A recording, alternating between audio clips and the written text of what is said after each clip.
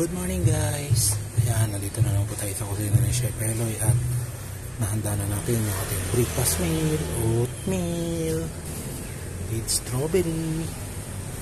Ayan, so hindi na natin kailangan ng gatas kasi yung ating oatmeal ay instant po ang ginamit natin dito.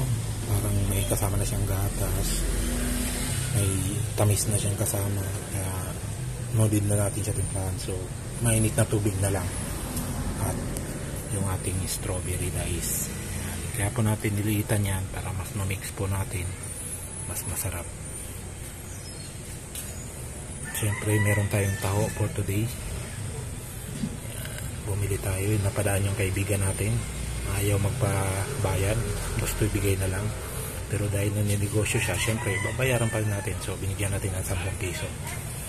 Ayan. So naganda rin tayo ng luya na pinakuluan or salapati, pwede na yan. Meron! So guys, thank you for watching. See you on my next vlog. Almusal muna tayo bago mamalengke. Bye bye.